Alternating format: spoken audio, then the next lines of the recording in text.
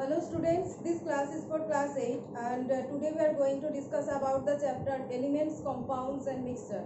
So far we have discussed up to the separation techniques of solid and liquid mixture. So today we are starting from the separation of mixtures of liquid. Okay, so today our topic is separation of liquid mixtures.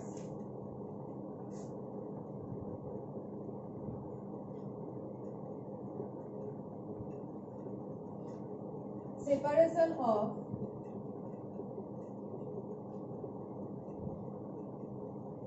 liquid mixtures. So we are again making in the tabular form, that is separation type,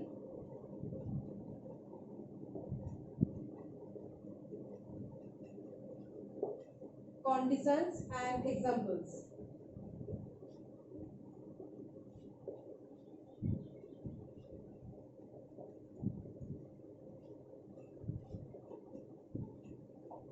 So the first separation type for liquid mixture is by separating funnel.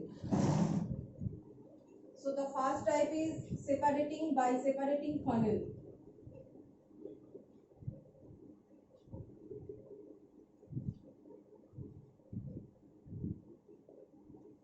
So separating funnel looks like this.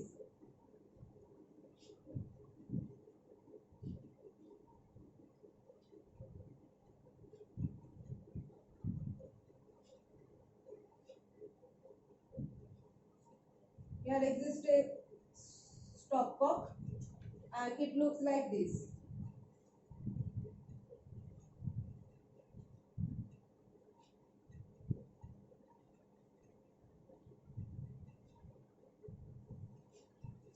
So when we take something in a separating funnel, it separates into two layers. We are taking the mixture of two liquids and it separates into two layers. Suppose we are adding mixture of liquids, we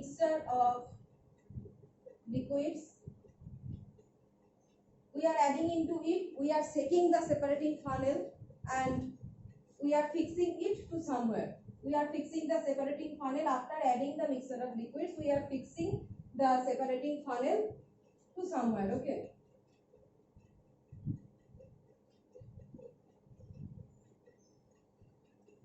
Fixing to a stand like this.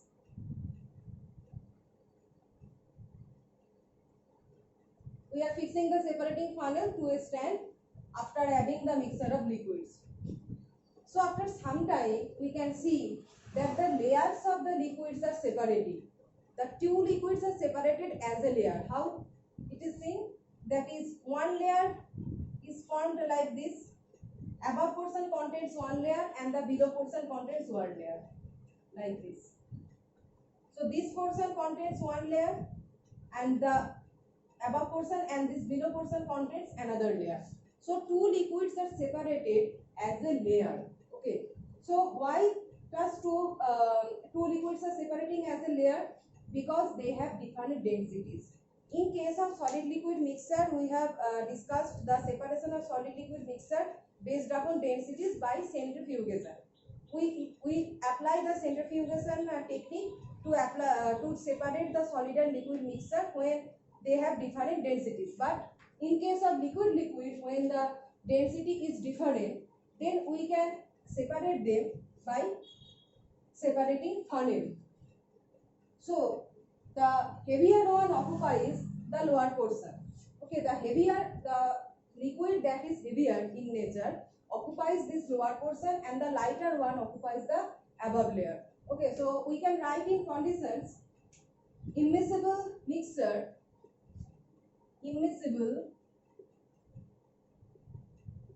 They are separating in a layer, that means the liquid mixtures are immiscible. So immiscible mixture where two liquids are, immiscible mixture where two liquids have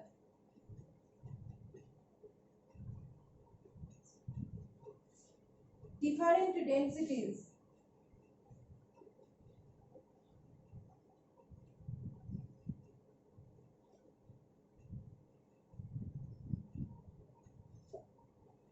And for example, we can give kerosene oil and water. Kerosene oil plus water. So in the mixture of kerosene oil and water, the water is heavier and water occupies this lower portion, lower layer. So water goes in the lower layer. In the mixture of two liquids, the liquid for which the density is higher, that is heavier. For the liquid for which the density is higher, for that liquid the weight is also high. It is the heavier liquid. So that heavier liquid occupies the lower layer. So in case of kerosene oil and water density of water is higher, so it is heavier and it occupies the lower layer. And another example can be given: carbon tetrachloride and water, CCl4 plus water. This CCl4 name is carbon tetrachloride. Carbon tetrachloride. So in this mixture, carbon tetrachloride occupies the lower layer. Okay. So when we are taking kerosene oil with water, water goes in lower portion. But when we are taking a water in CCl4 with CCl4, the density of CCl4 is higher than that of water. As CCl4 is more dense and more heavier than water, CCl4 goes in the lower layer, and in this mixture, water occupies the upper layer. Okay, like this. So immiscible liquids having different densities. This is the separation technique by separating funnel. So next we are going to fractional distillation. Fractional distillation.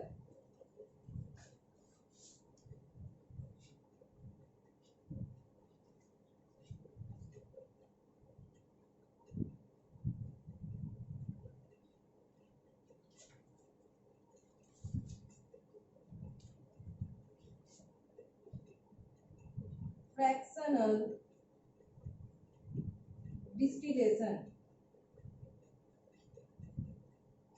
So for solid liquid mixture, simple distillation technique is applied where the liquid can undergo vaporization. But when we are taking two liquid mixtures, we are saying that the same technique, but the name is changed to fractional distillation. But what is the condition here? What are the conditions? That is, the two liquids must have different boiling point. We know that all liquids, mainly majority of liquids can undergo vaporization, but their boiling point is different. When a liquid can undergo vaporization, when it reaches at its boiling point. For water, the boiling point is 100 degrees Celsius, and when it reaches to 100 degrees Celsius, it undergoes vaporization. Just like other liquids, they have different boiling points, and when they reach their boiling point, they can undergo vaporization. Now, when we are taking two mixtures of two liquids, that means there must be a difference in their boiling point. Okay, so when we are taking the liquid mixture and they have difference in their boiling point, that means the liquid that has lower boiling point will vaporize earlier. Okay, the liquid that has lower boiling point will vaporize earlier and will be collected in that reservoir. The distillation setup, you know that we are taking like this a mixture here. It is going through a reservoir like this. It is going through a reservoir and it is collecting through a reservoir. It is going through a condenser and it is collecting in a reservoir like this. This is reservoir. So instead of solid plus liquid, we are taking here the mixture of liquid plus liquid. So the liquid that has lower boiling point will vaporize faster, earlier, and will be collected in that reservoir. Okay, and the liquid that has higher boiling point will remain in that flask. So after increasing the temperature, we can collect that second liquid in another reservoir. So in reservoir 1, we are collecting the liquid that has lower boiling point, and in another reservoir, that is reservoir number 2, by increasing the temperature, we are collecting that liquid that has higher boiling point.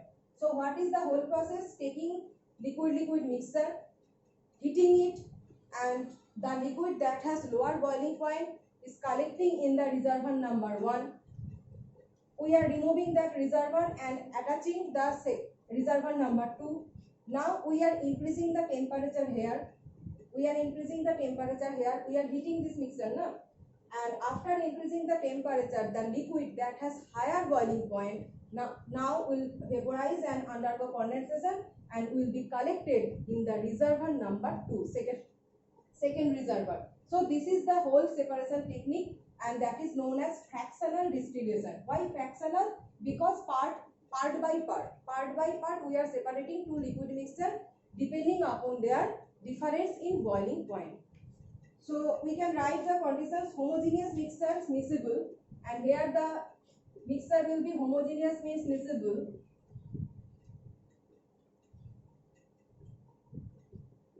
Homogeneous mixture, that means miscible, where liquids have different boiling point. Where liquids have different boiling point.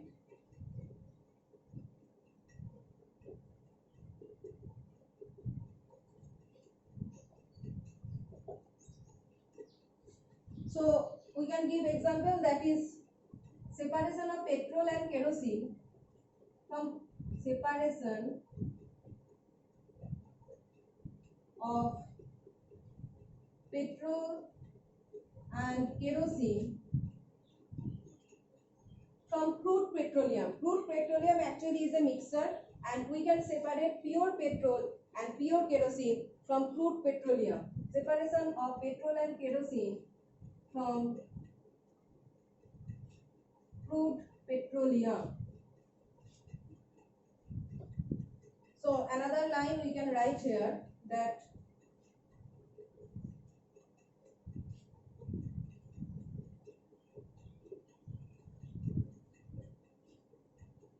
boiling points of two liquids should differ by 30 degrees Celsius. Boiling point of two liquids should differ